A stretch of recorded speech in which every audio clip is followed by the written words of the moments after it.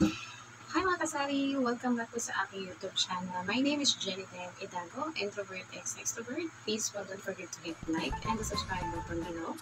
And ngayong araw na to guys, share ko lamang po kung paano mag-order ng ATM card or GCash ATM card through GCash application. So keep on watching na share ko po yung step by step kung paano mag-order and paano mag-link ng inyong card once na-receive na po yung bagong ATM ng GCash.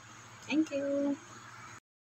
So bago po tayo pumunta sa steps guys, ipapakita ko lang yung itsura ng aming lumang ATM sa GCash at yung bago.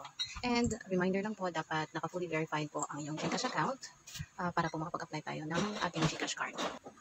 Sa homepage po ng GCash, tap nyo lang po yung cards. And then tap na din yung order a card. And then send me a card. After po niyan, lalabas po yung card information kung saan makikita yung GCash registered name nyo and then yung amount na babayaran. Click nyo na po yung next. Dito po sa part na to, kailangan nyo po i-fill out yung delivery information such as yung recipient's name, yung mobile number, tsaka yung delivery address. And then after nyo po yun ma-fill out, i-click lang po natin yung next to proceed. Sa part na to, kailangan mo lang i-review yung card information such as yung name na magdi-display sa card mo, yung delivery information kung tama, at kung mali, pwede mo siyang i-edit. And then, meron din tayong breakdown kung bakit 250 pesos yung total amount na mababayaran mo. And meron kang terms and condition na kailangan i-review. And then, once okay ka doon, i-make sure mo lang na naka-check mark and then confirm. After mo mag-confirm, makikita mo yung page kung saan mag-show yung available balance na yung GCash. Make sure na may enough balance ka na ipapambayad mo sa 250 pesos. And then, once okay na siya, click mo lang yung pay. After nyo po magpindot ng pay, actually may lalabas pang reference number kaso hindi ko na siya na-screenshot. Pero meron namang message sa GCash na order was placed successfully. And then meron ding text message na ma-releasing from GCash with the reference number. Once done with the order, wait na lang po tayo ng update kasi based sa experience nag-update naman po si GCash regarding sa status ng ating GCash card. Now, yung sa amin, dumating siya after 5 days. So, let's go ahead and proceed sa steps kung paano natin ililink yung bagong dating na GCash card natin sa ating GCash account. And same lang po, kapag nasa homepage na kayo ng inyong GCash account, tap profile, and then tap my link accounts. And then, after nun, choose or tap GCash card. Kung makikita nyo po, naka-gray pa siya. And then, choose or tap link my card. And then, i-enter nyo po yung 6-digit OTP na tinext sa inyo ni GCash.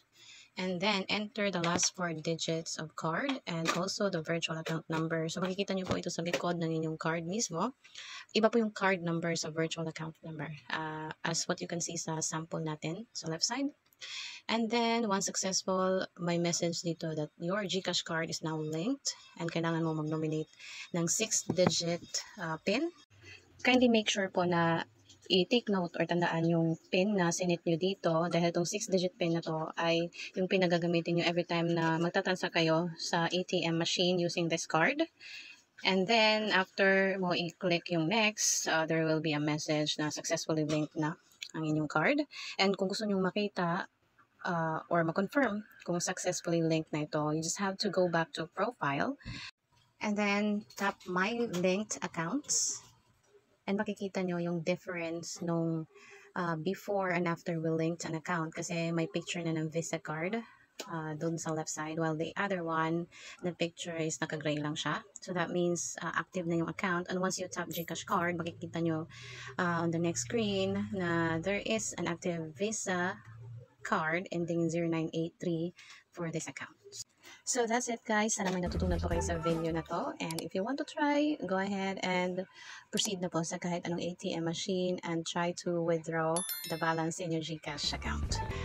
Thank you and don't forget to hit like and the subscribe button below. Bye-bye!